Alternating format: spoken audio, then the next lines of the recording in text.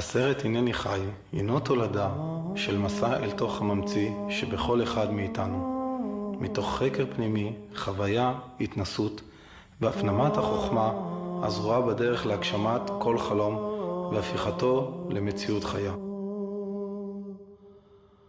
הקמתי את המרכז הישראלי לממציאים, אשר מנחיל דרך לכל ממציא ומלווה אותו מהרעיון ועד להגשמתו. בדרך שבה עברתי בעשיית סרט זה, פגשתי מלאכים בלבוש אדם, אשר הזדככו באהבתם את הזולת, עד שהגיעו לתובנות עמוקות לגבי אותה נפש ייחודית של ממציאים. מצאתי לנכון לשתף את חבריי הממציאים בסיפור חיי האישי, השזור בחוכמתם של דוקטור יצחק דרימר, דוקטור בועז רפפורט והגברת מיכל אור, בתקווה לפלס מעט את הדרך ולפזר את הערפל.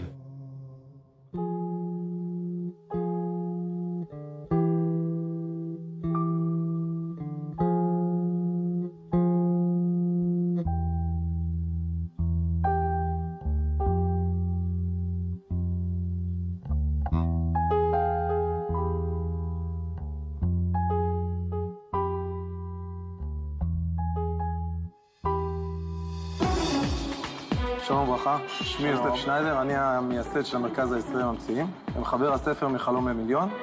המרכז שלנו הוקם במטרה לעזור לממציאים לממש את הרעיונות שלהם לכלל מוצר. פעם שאלו אותי, אתה יכול להגדיר ממציא? אני חושב שממציאים הם שמש גדולה.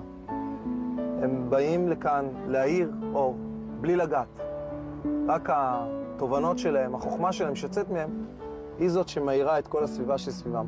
ממציא זה בן אדם שרואה מה שלא קיים. ולגלות חוכמה, אני חושב שזה אחת התכונות היותר מדהימות של ממציאים.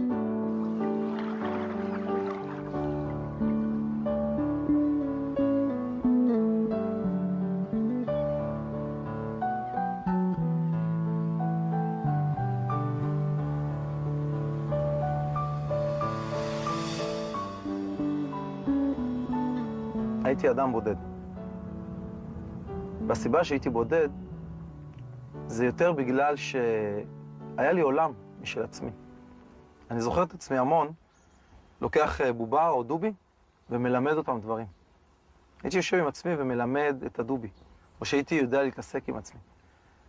והאנשים חשבו שלא טוב לי, חשבו שאני רע לי או משהו. ואז הם התחילו להגיד את זה. כאילו הם התחילו לבוא אליי ולהתחיל להגיד לי את זה. מה יש לך? מה לא טוב לך? אבל לי היה די טוב. אבל כיוון שהייתי ילד, באיזשהו שלב אני חושב שהתחלתי לשמוע אותם. ואז לשאול את עצמי, מה לא טוב לי? אבל אני זוכר למה החלטתי שאני אתעסק בתודעה. הייתי בבית של ההורים שלי, ושמעתי אותם רבים. למחרת ראיתי אותם עצובים שניהם. וכל היום הסתבך, כאילו החיים התחילו להסתבך. אז אמרתי לעצמי, מה חסר כאן? יש פרחים כאלה, אתה יודע, קוראים להם פרחי שמש. כשהשמש זורחת, הם במלוא הצבעים והם פתוחים. היא שוקעת, הם כאלה. נכון, המעברים הם מאוד גדולים, כי הם נורא תלויים בסביבה. הם תלויים בסביבה כילדים וכמבוגרים. אחד הדברים שהם נורא זקוקים מהסביבה זה הכרה. הם צריכים הכרה. כאשר הילד לא נמצא בייעוד שלו, הוא לא נמצא בהבנה של הסביבה כלפיו, הוא מתחיל לחוש שמשהו לא בסדר איתו. ושהוא מתחיל לחוש שמשהו לא בסדר איתו, הוא מתחיל להדחיק בצורה פיזיולוגית את הרגשות שלו. וזה פוגע בכל המנגנונים שלהם. הם יעשו דברים אחרים כדי להיות מוכרים, אבל הם יעשו דברים לאו דווקא טובים. לאו דווקא שמייצגים אותם נכון. למשל, הם יהיו ליצנים, הם יעשו כל מיני מעשי קונדס, הם יעשו דברים. הם לא מתכוונים לשבת בשקט. אבל אם היית מכיר בהם מראש, במיוחדות שלהם, הם לא היו זקוקים לזה. שבן אדם לא מגיע להגשמה שלו, או מאובחן כקשה למידה, או מאובחן כקשה ריכוז, או מאובחן כ-ADHD, או כל מה שאנחנו רוצים היום לתת להם, את כל התארים הנהדרים האלה שאנחנו מעניקים לילדים, נותנים לו כמה סמים, סותמים להם את הפה ובעצם לא עושים שום דבר. לא רק שהוא לא הגיע להגשמה שלו, כאן עוד סתמת גם את כל הרעיון שלו להגשמה. וכאן מתחילות הבעיות שלו. אפשר אולי להגיד שאם הייתי יודע להגיד לילד הזה, או למבוגר הזה, תקשיב, זה אתה. תקשיב, זה אתה. אתה ככה. אתה טוב, אתה בסדר. זה הכי טוב בעולם. תהיה מי שאתה. אז הבן אדם הזה היה חוסך עצמו המון מחלות. היה חוסך מהעולם המון אגרסיה. כי האנשים האלה, שהם לא במקום שלהם, הם לא נחמדים.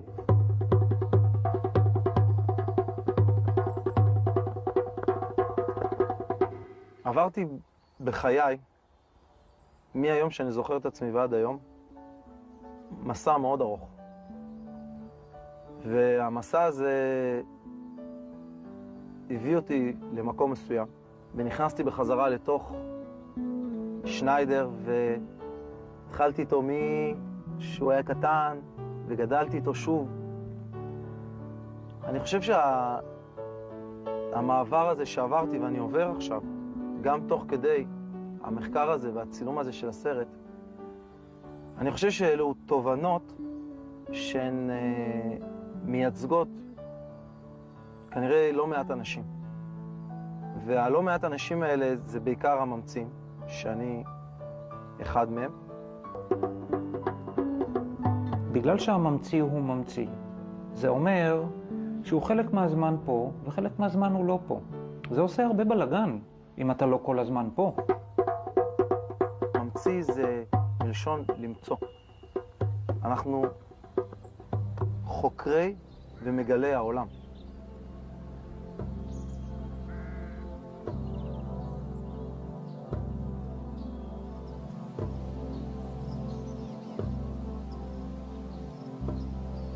אינדיגו זה תדר וזה רמת תודעה.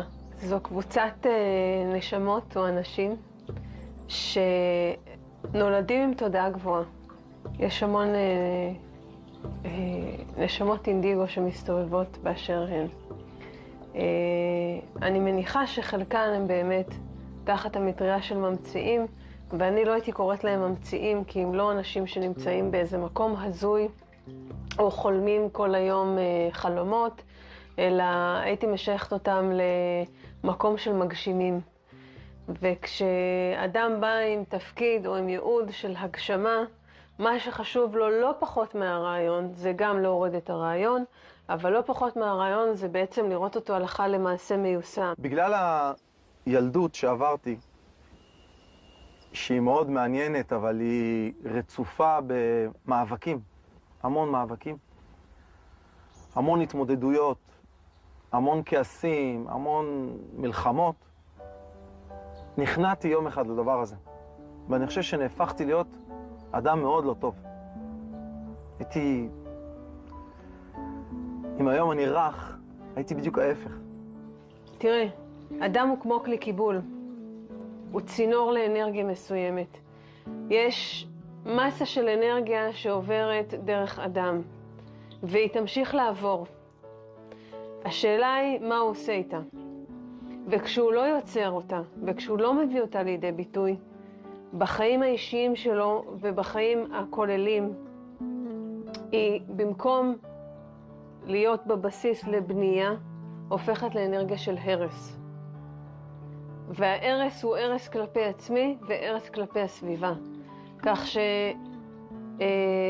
עם כיוונון מאוד פשוט, עם תודעה, עם מודעות, אפשר מהר מאוד לעשות את השיפט ממקום של מאבק למקום של טיפוס במעלה הנהר, וממקום של הרס למקום של בנייה.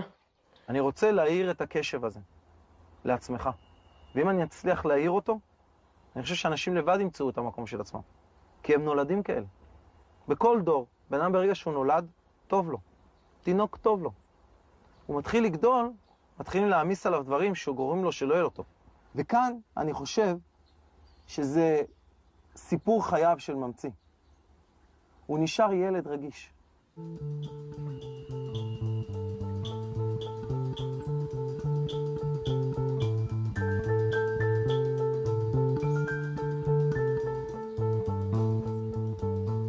מגיל צעיר מאוד הבנתי שאני שונה, ואמא שלי מספרת שמי שהייתי קטן, הייתי אומר לה שאני לא מבין למה אני פה. וזו תופעה מדהימה ששמעתי מהמון ממציאים.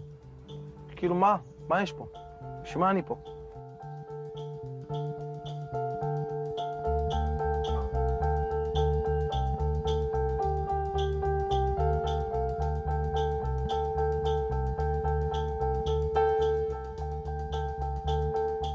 השאלה שלי היא, איך אנחנו יכולים, בתור הורים לילדים כאלה, או סתם אנשים בסביבה שלהם, לזהות אותם? כן, אני חושב שהסביבה מזהה אותם נורא מהר, אבל היא מדביקה להם את הכינויים הלא נכונים או הלא עוזרים. כאן זה עיקרי הדברים בעצם. רוב האנשים, כל האנשים כמעט, מתום לידה ועד התפתחות שלהם בתור ילדים, בתור נערים, בתור בוגרים, אנחנו חווים טראומטיות מסוימת כלשהי. אפילו הרבה פעמים שאנחנו לא מייחסים לחשיבות מסוימת. למשל, יש כינוי מאוד מאוד שחוזר על עצמו. לא מגשים את הפוטנציאל. לא מגשים את הפוטנציאל. אתה יודע כמה אנשים מסתובבים בעולם שלנו עם הצלקת הזאת. הרי מי שאמר את זה להם רצה להחמיא. כי בעצם מה אתה אומר לבן אדם כזה? אני יודע שאתה חכם, אבל איפה הציונים? איפה ההצלחות? אתה לא מגשים את החוכמה שלך. שאומרים עליהם שיש להם הפרעות קשב וריכוז, ואתה אומר שהם ממציאים גדולים, וגם אני אומר ככה, צריך להבין על מה הם עובדים האנשים האלה. כי שם זה מתפצל. הם עובדים על דלק אחר. כמו שתגיד, יש דלק מטוסים, דלק סילוני למטוסים, ויש מסעיות, זה דיזל. תשים לאחד את הדלק של השני, לא נוסע. אותו דבר אנשים. אנשים עם הפרעות קשב עובדים על דלק מסוג מיוחד. ואם אתה נותן להם את הדלק הזה, אי אפשר לעקוף אותם. אבל רק על הדלק הזה. הדלק זה עניין. בבתי ספר שלנו, במערבים אני מדבר, אתה לא לומד איך לחשוב. אתה לומד רק איך לשנן דברים שאחרים המציאו, ואתה מוגבל בגלל זה. עכשיו, אתה יכול לעניין בן אדם בשתי צורות. או שהדבר עצמו מעניין, או שיוצא לו מזה משהו מעניין. הוא חייב מינוף של עניין במשימה שלו. זאת אומרת שאם אנחנו לא עוצרים במקום היום, מכל בחינה בחשיבה שלנו, אנחנו הולכים למקום אחד בלבד. זה תהום מאוד מאוד עמוקה לאנושות כולה. אתה יכול לעשות לזה פרלל או הקבלה למה שקורה בכיתות עם הילדים ומה שקורה עם הממציאים. זה אם אתה לא נמצא בשטנץ, אתה חריג. השטנץ יכול להיות בעייתי מאוד ולהוביל אותך לתאומות האלה. לא משנה, אבל הוא השטנץ. זה הרוב, לך עם הרוב. אבל הסביבה צריכה להבין את זה, מכיוון שהסביבה עובדת תהליכית. הם לא עובדים תהליכית. הם צריכים שורה תחתונה, כל הזמן שורה תחתונה. כשנשמה של אינדיגו רדומה, היא כבויה מבפנים. כשהיא כבויה מבפנים, אין שם שמחה, אין שם יצירה, אין שם מטרה, אין שם יעד, אין שם כיוון. ילד מאוד מאוד קל לחבות אותו, כי ההורים הם בעלי השפעה. וכשהורה לא פתוח, או שההורה לא נמצא בהקשבה, תהליך הכיבוי הוא מאוד מהיר. הדבר הראשון שאני מבהיר להם, זה שלילד שלהם אין בעיה. הם מחפשים בעיה. ובעקבות הבעיה הם מחפשים פתרון. והפתרונות שהם מחפשים, הם לא רלוונטיים. כי הבעיה שהם מוצאים היא לא רלוונטית. אתה צריך שיהיה סביבך או מולך מישהו שהוא, כמו שאמרת, חזק, אבל במובן הטוב של המילה. מה חזק בו? חזק בו שהוא מארגן אותך, הוא ממקד אותך, הוא מכיל אותך, הוא מסדר אותך. הוא נותן לך ללכת לאן שאתה רוצה. אני שואל את הילדים שלי שהם חוזרים בית ספר, מה הם זוכרים שהם למדו היום? הם לא זוכרים הרבה. אני מסתכל על זה ואומר, לא מה אני זוכר מהבית ספר, אלא את מי אני זוכר מהבית ספר. איזה מורה ספציפי אני זוכר בבית ספר ולמה? יש דבר מאוד מעניין שקורה אצל ממציאים, שהם פוגשים בדרך מדריכים. ההורים שלהם זה העוגן, כמו שאמרתי מקודם, אבל הם פוגשים בדרך מדריכים, שהם מדריכים רוחניים, שעוזרים להם לעבור כל מיני שלבים בתודעה. יש משפט שאומר שאדם מבקש למצוא את יהודו, כל היקום קם כדי לעזור לו.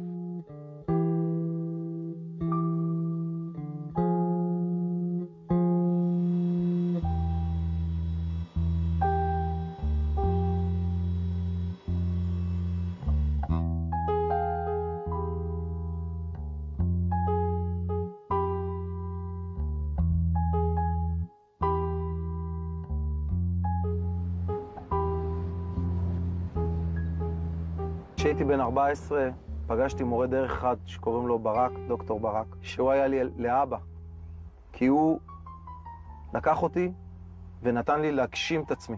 אנו עומדים כאן באכסניה הגדולה וחשובה אוניברסיטת תל אביב, אשר זכיתי מימי נעוריי להיות חלק ממנה, ובמיוחד ברצוני להודות כאן ברבים לדוקטור ירוחם ברק, אשר הנחיל ומנחיל לי דרך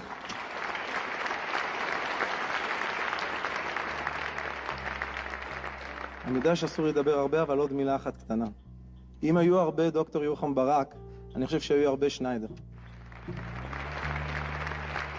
מה מחבר אותנו כולנו?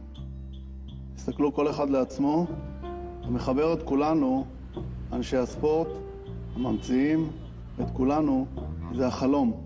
היכולת שלנו להוציא את החלום מן הכוח אל הפועל. ואם תצליחו, אנחנו הצלחנו. ויוסי, רבנו יוסף, עשה את זאת.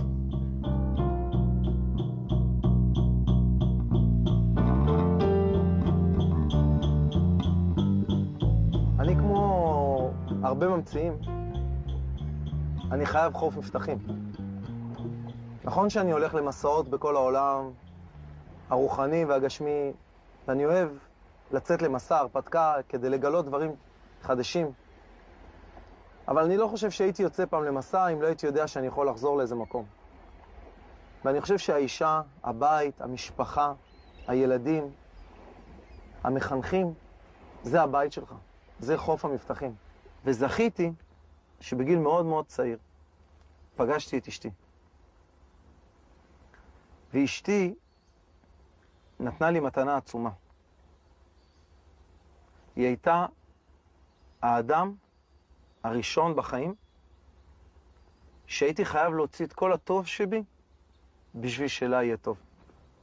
יש לי ציורים בבית שציירתי שהייתי צעיר, שרואים אגרוף מאבן, ורואים פרח שיוצא ממנו, ולאט לאט עושה אותו אנושי. וזה מה שהייתי מרגיש, זה מה שהרגשתי שהייתי צעיר, והתחלתי את הדרך איתה ביחד. להעניק לה, להוציא ממני את כל הטוב שהיה אגור בי כל כך הרבה שנים, והיה מכוסה במלא דברים, היא הוציאה את זה ממני. וכשהיא הוציאה את זה ממני, התחלתי להרגיש שזה שוב פעם אני. ואת האני העצמי שלי קיבלתי בזכות זה שהיה מי שהיה מוכן לקבל את זה ממני.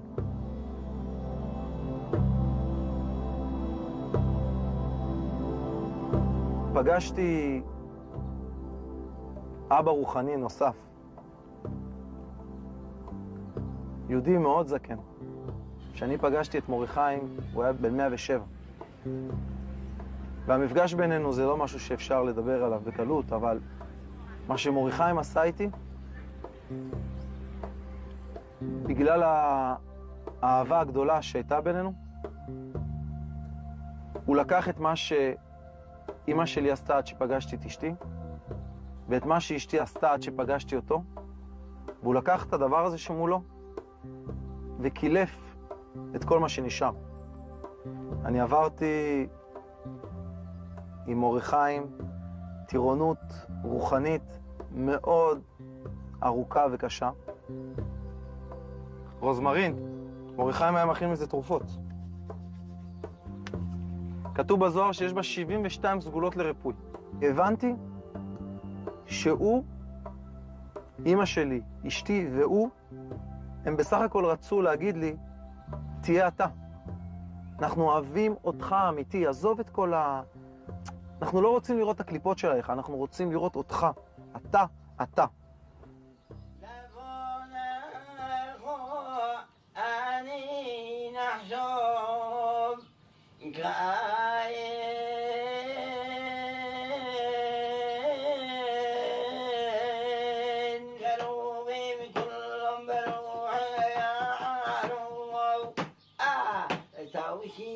إليكم قد صارت يا أحباب قلبي والنار أيوة يا با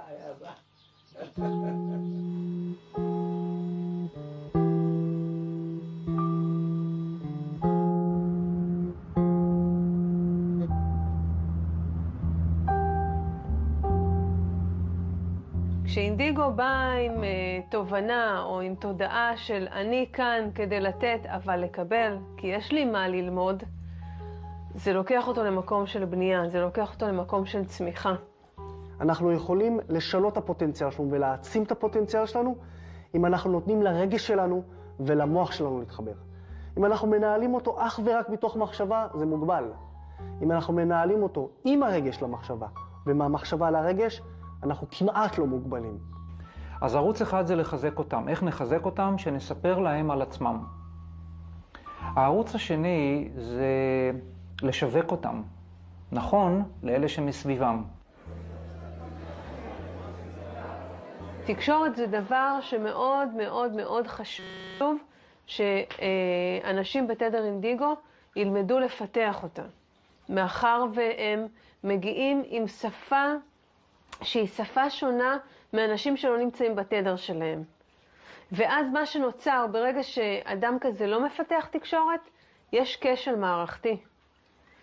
הוא לא מובן בפני העולם האחר, העולם האחר לא מבין אותו, נוצרת איזושהי שרשרת של אנרגיות לא טובות, של אנרגיות של הרס, של תסכול. ואז כשמרגיזים אותך, או לא הולכים בדרך שלך, אתה מתפרץ. כי הכלי השפתי לא מפותח אצלך באותה מידה. אז אתה מתנהג את זה. הרבה מאוד מהם יכלו לא פעם בחייהם למות. כי די, נמאס להם. זאת הרגשה מאוד לא נעימה. ואני יכול להגיד לך שאני הייתי בנקודה הזאת לא פעם בחיים שלי. וזאת הנקודה שאתה אומר, בחשיבה שלך, אתה מסתכל על כל העולם ואתה אומר, אני מוכן ללכת מכאן. אז אתה מוכן להתנתק מהמשפחה שלך, אתה מוכן להתנתק מעצמך, אתה מוכן ללכת. ואני חושב שמה שאני הבנתי, והרבה אנשים לא הבינו, ולכן הם נמצאים במצבים תודעתיים לא טובים, זה שפתאום אמרתי לעצמי, אם אתה מוכן למות, אז תחיה.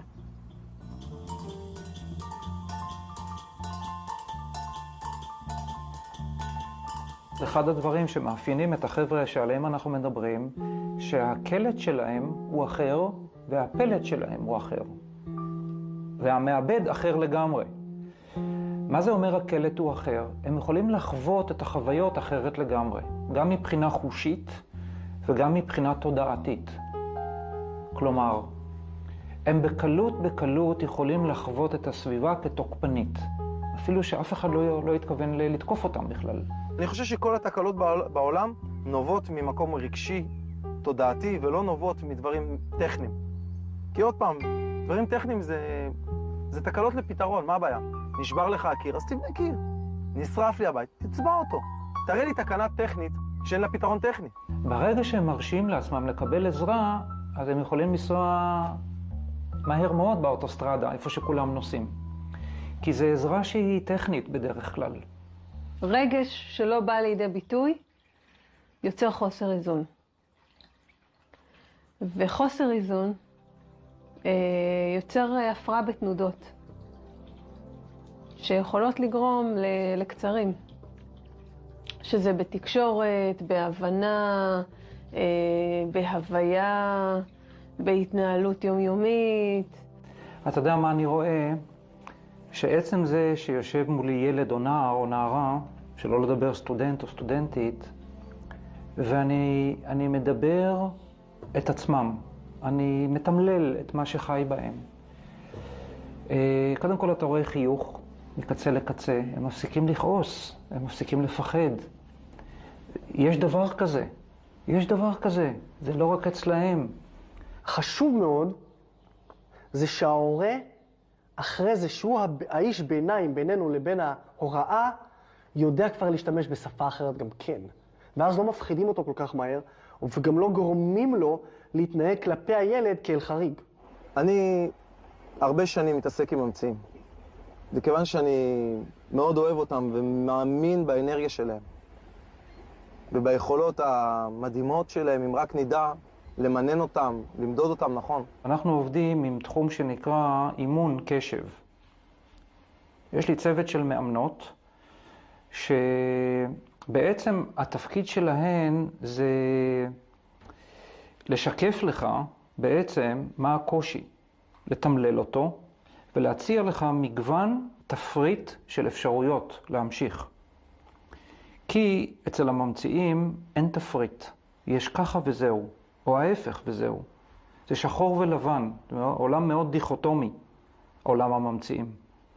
לכן הם גם או בהיי או בדאון, הכל דיכוטומי, גם או אתה אוהב אותי או אתה שונא אותי, אתה מעניין אותי, אתה משעמם אותי, הכל שחור ולבן. זה גם מהר מאוד מתהפך, תוך שנייה זה יכול להתהפך משחור ללבן. בעצם האימון האישי הוא בא להגדיל את התפריט של התגובות שלך בעולם. וכשאתה מגדיל את התפריט, אתה בעצם לומד את עצמך. אתה לומד למה אתה נעול, אתה לומד למה זה ככה אצלך. ואתה מפתח דיבור פנימי. אני חושב שכשאתה מתמלל, אתה לא מתמלל בן אדם, אתה מתמלל את הסיטואציות שלו. זאת אומרת, אני יכול לקחת סיטואציה שבה אתה מגיב או לא מגיב, ואני יכול להגיד לך מה עובר עליך באותו זמן, ולמה זה עובר ככה עליך, לאן זה הולך, לאיזה מגירות, ולמה התגובה היא כזאת. עניין של תקשורת ודיבור והקשבה זה דבר שמאוד מאוד חשוב לפתח, וזה מתחיל קודם כל מעצמי, כי ברגע שאני לא קשוב לעצמי, אני לא יכול להיות קשוב לאחר, וברגע שאין לי תקשורת פנימית עם עצמי ועם הרגשות והתשוקות העמוקות ביותר שלי, אני לא אוכל להיות עם הדבר החוצה. אבל אנשים שהם לא טיפלו בעצמם, הם אנשים שהם בעצם אוסף של תגובות. הם כל היום מגיבים למשהו. ואז כשאתה מתחיל לתמלל אותם והם מבינים את זה, קוראים לזה שיקוף לתהליך הזה. זה שיקוף. מה הגדולה של שיקוף? שהוא לא שופט. מה שחשוב זה לפתוח את המודעות, וכל אדם ילך באופן טבעי לאן שהוא צריך ללכת. הוא ירכוש את הכלים המתאימים לו. אתה היום בונה חברה סוציולוגית, לפני העסקית, סוציולוגית של אנשים עם צורת מחשבה מאוד מאוד ספציפית, מאוד מפותחת, לא מוגבלת, שצריכה להבין שאין לה הגבלות. מה שרצינו לעשות בסרט הזה, המטרה שלנו, זה להעלות מודעות ותדר של אנשים. לספר לאנשים דברים שהם לא ידעו.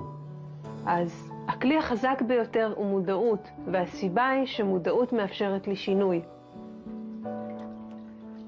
ומודעות היא לא נמצאת ברמת החשיבה, אלא היא נמצאת הרבה מעבר לחשיבה.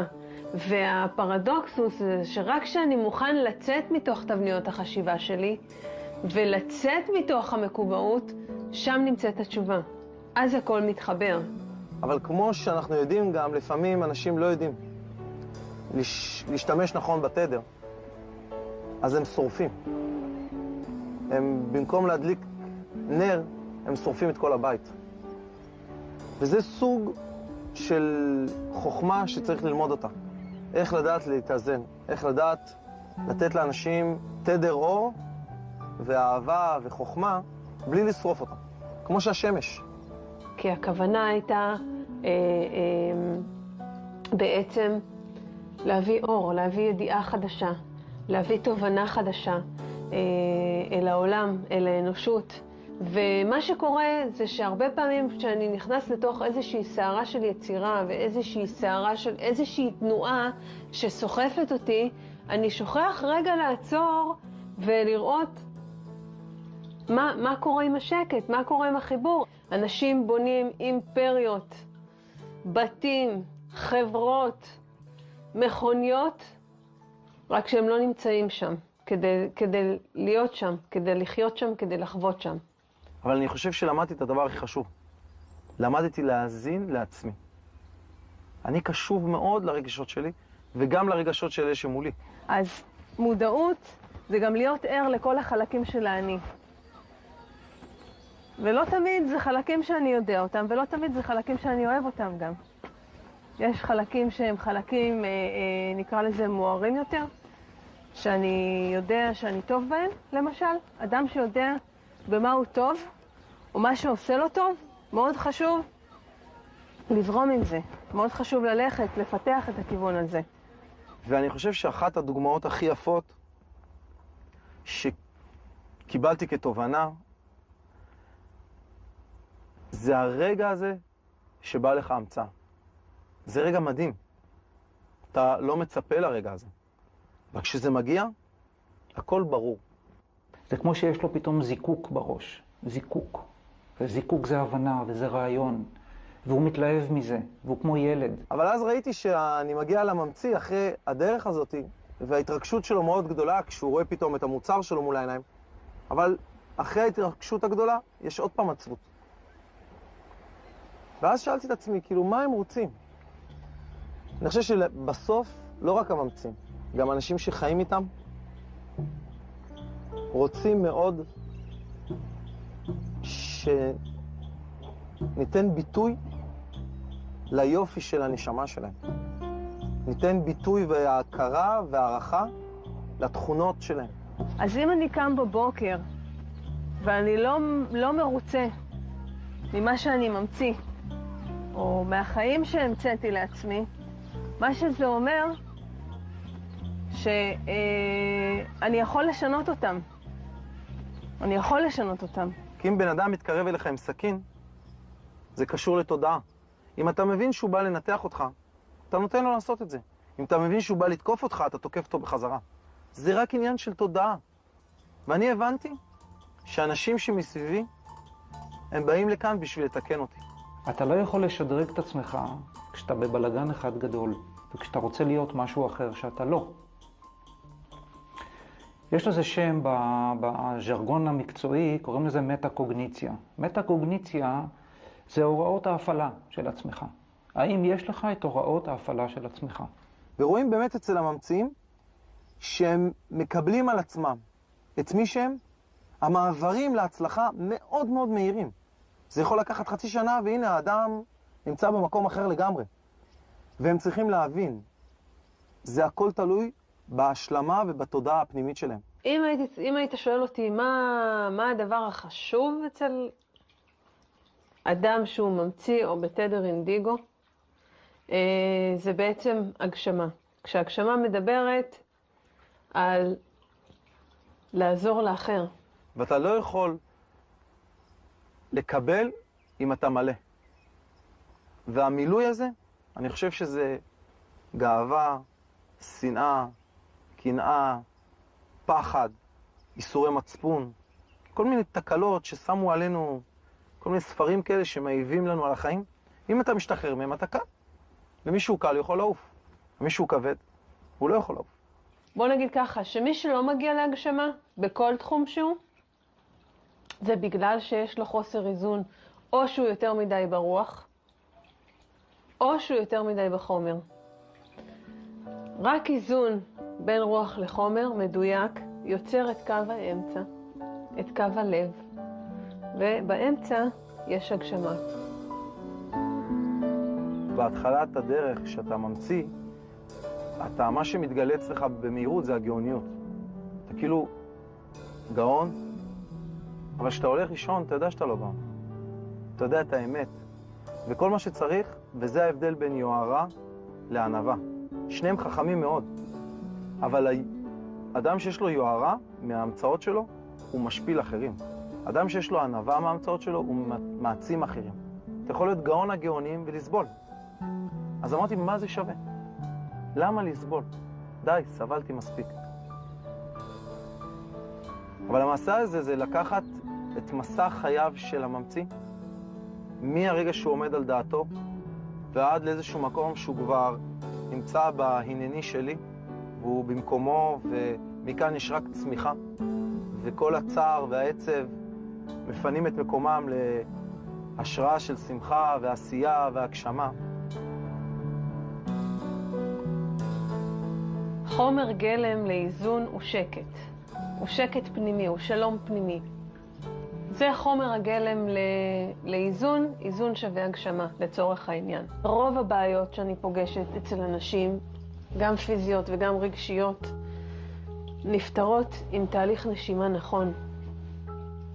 תהליך נשימה נכון שאדם עושה באופן מודע, פותר כל כך הרבה בעיות. רגשיות, מחשבתיות, התנהגותיות, שזה פשוט מדהים. כי נשימה זה חיות, זה חיים. קדימה ואחורה בתהליך, זה חלק מהתדר של היצירה, זה חלק מהחיות. אז מה שאני באה להגיד זה שמאוד מאוד חשוב לשמור על החיים.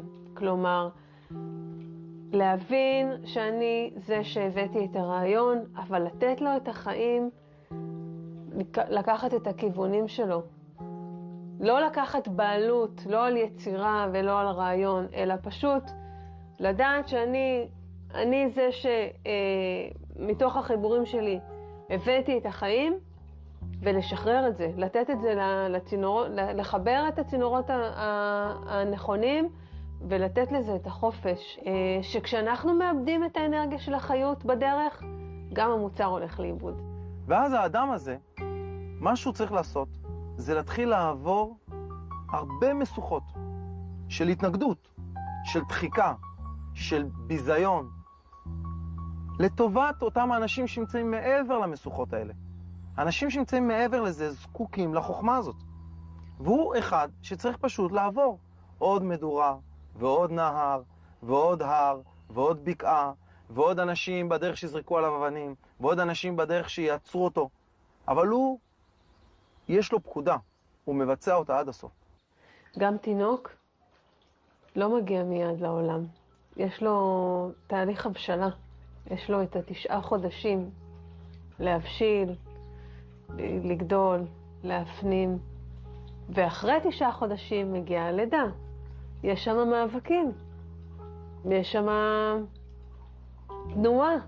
תנועה פנימה, תנועה החוצה. מאוד חשוב לחבר אותם לתנועה. בגלל שהם מאוד עצורים בנשמה שלהם, הם לא ממש נותנים להם את המקום, אלא רק דרך מלחמה. מאוד מאוד חשוב הקטע של תנועה. זה יכול להיות ריקוד, זה יכול להיות ריצה, זה יכול להיות ספורט, זה יכול להיות ג'ודו. זה הקטע של הפיזור שיוצר את הכינוס, את המיקוד. אני חי באמת בהרבה מאוד דיסציפלינות של אנשים, של קבוצות שבדרך כלל לא נפגשות ביום-יום אחת עם השנייה. ואני חושב שבכל אחת מהן אני נמצא במקום של עצמי. ושמעתי לא פעם שאומרים שאני סוג של גשר בין עולמות.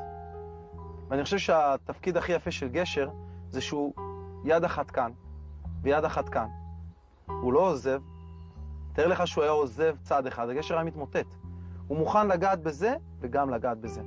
ושהכל יעבור דרכו, או עליו, או לידו. אבל זה מה שהוא עושה. ואני חושב שזה מה שאני עושה. אני נוגע בממציא, נוגע במשקיע. אני נוגע בממציא, נוגע במוצר. אני נוגע בי ונוגע בך. והמגעים האלה, זה מה שמקרב אנשים. הדינמיקה מאוד מוצאת חן בעיניי. אתה עובר מצוין, ויש בך עוצמה ראויה לציון. וזה קורה ככה בין אנשים. בתת מודע שלך, אתה מרגיש למה הבן אדם נמצא כאן. וכשהוא בא לקחת ממך משהו, אתה לא בקלות נותן לו. אבל אהבה זה אחדות. כששני אנשים מתאחדים סביב האהבה, מה זה לתת ולקחת? זה אותו דבר. אז אתה מקבל ממנו את הכל, והוא מקבל ממך את הכל. זה מצב מדהים ברוחניות. אחד התפקידים שקבוצת האנשים בתדר אינדיגו לקחו על עצמם, זה לקדם את האנושות מבחינה אבולוציונית, חשיבתית, תודעתית. כלומר, שהם לא נמצאים במקום הזה, הם בכלל לא מקיימים או מיישמים את הייעוד ואת התפקיד שלהם, אז בשביל מה הם באו? התפקיד שלהם זה יותר מלהצליח, זה לגרום לנו להצליח. כי הם לוקחים אותנו למקומות חדשים. זה היה לי ספר שאמא שלי קנתה לי על ילד אינדיאני. לא זוכר קראו לו. אבל בספר הזה היה כאילו, היו תמונות נוף של אפריקה מדהימות. פלמינגוז, אני זוכר את התמונות עד היום. אתה יודע למה הייתי מחובר לספר הזה כל הזמן? כי אמרתי לעצמי, יום אחד אני אגדל, אני אצא מהגיהנום הזה. יש עולם יותר טוב. אז אמרתי לעצמי, אני אגדל, אני ארוויח כסף, אז אני אסע לשם. אני גם יכול לראות פלמינגוז. עצם זה שאדם יודע שיש תקווה, הוא יודע שיש עולם יותר טוב, אז הוא כבר, גם כשהוא לא טוב, הוא יודע שהוא יכול ללכת לאיזשהו מקום, אבל אם הוא לא יודע שיש את זה, אז מה הוא יכול לעשות? והבנתי שיש כאן פתאום קהל מאוד גדול של אנשים שנמצאים תקועים באותו מקום שאני תקוע בו, ברמה התודעתית רגשית. ואמרתי לעצמי שאני אעשה מעשה. המעשה הזה שעליו אתה מדבר הוא ברמה של הצלה בינלאומית. זה הצלה חברתית, ככה צריך להסתכל על זה. זה מה שאני מרגיש. כן. וכדור הארץ חולה. הוא חולה. הרופא הוא בעמדה כזאת שהוא יכול להבריא דברים. יכול להשפיע מאוד על דברים. ואז השתכנעתי שזה שווה, הדבר הזה. אבל כשאתה רופא בקליניקה שלך, מטפל בילד הקטן, אתה עוד לא רואה איך אתה עושה את ההשפעה. והם לא מבינים שבשינוי החשיבה, בקבלת האור והתובנות החדשות, כדור הארץ ברגע יכול להינצל. כי האנשים שיודעים להציל אותו, הם נמצאים כאן, רק אף אחד לא מוכן לשמוע אותם. אני משוכנע ב100% שיש מאות אם לא אלפי ממציאים בעולם, שיש להם פתרונות מיידיים להפוך את כדור הארץ למקום הרבה יותר טוב. הייתי לוקח היום את טובי ממציאי העולם, מישראל, מיפן, מסין, מארצות הברית, מגרמניה, מהלאה, שם אותם לתוכנית אב מיידית, לאיך כל דבר בעולם היום הופך להיות סולרי. במיידי, ממכונית, רכבת, אונייה, מטוס, שבמיידית, שתוך שנה, שנתיים, לא יהיה גזי חממה בכלל, אולי אנחנו נצליח לעצור במיידית את האסון שקרב לנו, בכדי לתת לאנושות את האפשרות לא לעשות את הסלקציה הטבעית שלה מהר מדי. אני חושב שאני אגיד לממציאים שהם העתיד, ככה אני רואה את זה. יש להם תפקיד בעולם, תפקיד חשוב מאוד, הם עוד לא יודעים אותו. הם לא רואים את גודל התפקיד, כי ההמצאות הן לא בעיה בשבילם. הם לא מתאמצים בשביל זה, זה קורה להם, הם לא מחשיבים את זה. אבל הם צריכים לראות בזה מתנה גדולה, במה שיש להם, וללמוד איך להביא את זה למטה, לאנשים כמוני, כדי שגם אני אהנה מזה.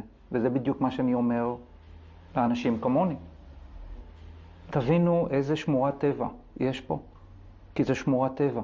הכי חשוב זה שגם הילד מטופל, גם ההורים מטופלים, שההורים מבינים שהילד אין לו בעיה, אלא הוא לא נמצא במקום שהוא צריך להימצא, ולא מדברים עליו בשפה שצריך לדבר אליו. ופה שוב, הסביבה ההורית מגיל צעיר להאדיר אותך ולהעריך בך את מה אתה כן כל הזמן, אבל לשמור עליך, לשרוד את המערכות. כדי שאתה תחצה את האוקיינוס הזה, ובסוף, אחרי הצבא או מתי שזה לא קורה, אתה יוצא לחיים, אתה יוצא כבן אדם שמאמין בעצמו. וזה כל ההבדל כולו. וזה המסר שאני מעביר להורים. התפקיד שלכם זה לקחת את הילד שלכם עד הצד השני של המערכת שבה הוא נמצא, שלם. זה הכל. שיגיע שלם לצד שני. אם קצת נלמד אותם, את החבר'ה האלה שנקראים ממציאים, ונתחיל לראות מה הם כן ולא מה הם לא, לנו יהיה יותר קל איתם, וכל העולם הזה ייראה יותר טוב. ככה אני באמת מאמין. אתם כאן לתת לנו כלים. אתם כאן היום, ואני מרגיש שיש חבורה מעולה, שמדברת על רוח, נפש, גוף, חומר, שאומרת, חבר'ה, כולנו אומרים אותו דבר, אבל תראו, כולנו למדנו את זה ממקום אחר, והגענו לאותן מסקנות.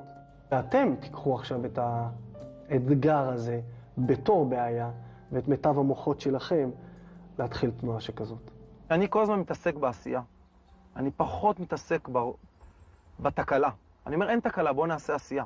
ברגע שאתה עושה עשייה, נפתר את התקלה. אבל אם אתה כל יום דש בתקלה, ADHD, רטלין, עצובים. כל היום אתה דש בזה.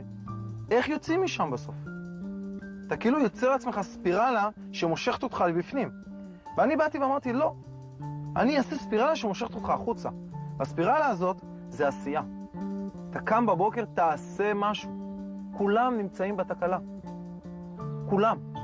והפתרון, דרך אגב, בשפה אחת, עונה לכולם. וזאת החוכמה. לדעת לדבר לרגש של כולם, שבסוף יש לזה תכלית. כאילו אנחנו עוברים את המסע הזה שאנחנו קטנים ומתבגרים בשביל תכלית מסוימת. ואם אנחנו נדע את זה, זה ייתן לנו כוח לעבור את כל המסע הזה כמו שצריך. אני חושב שעברתי מהלך עצום בתוכי למצוא בחזרה את הטוב שבי, את המקום המואר. ואם טוב לי, אז הכל טוב. אז הרצון שלי והחלום שלי זה שזה מה שיקרה. כל אדם בודד לעצמו, יהיה לו טוב. אם יהיה לו טוב, יהיה לו אור. אני חושב שאז עשינו דבר גדול. אותי מעניין לקחת את האנשים האלה, את הקהילה הזאת של ממציאים, ולהביא אותם לרמה מסוימת של מודעות, או למקום אחר. כי כרגע, אני יכול להגיד את זה, זה יישמע הזוי, אבל אני שומע את הצער שלהם. אני שומע אותו באוזניים. אני שומע אותו בלב שלי. וכשאני רואה ממציא שמגיע אליי והעיניים שלו נוצצות והוא שמח, אני מוצף בשמחה. ואני מקווה מאוד שבזכות התדר החדש הזה, התודעה הזאת, ממציאים יעמדו זקופים ויגידו, הנני אני. אני, הנני. כמו שאני, זה הכי טוב.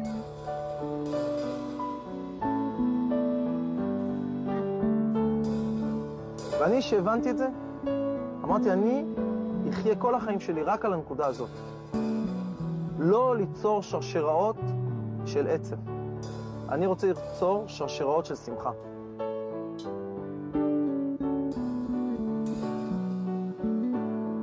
אז עכשיו שהגעתי, בדרך סלולה, אז אני מזמין את כולם לעבור דרכה. לא צריך לעבור את זה עוד פעם. לא צריך עוד פעם להיות בן 5 עם כאבי בטן וברונכיטיס ולהיחנק באמצע הלילה מלחץ. בשביל מה? מישהו כבר עשה את זה בשבילך.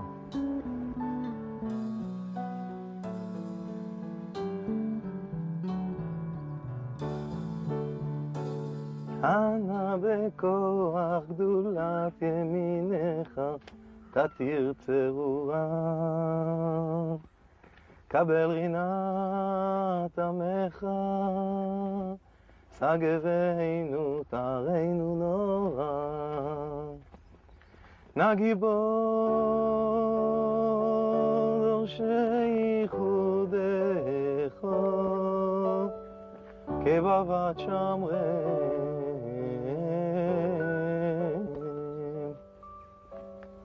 ברכם תרם, רחמי צדקתך תמיד גומלם.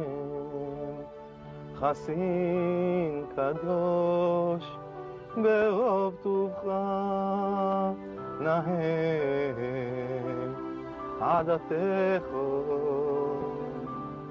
יחיד גאה לעמך פנה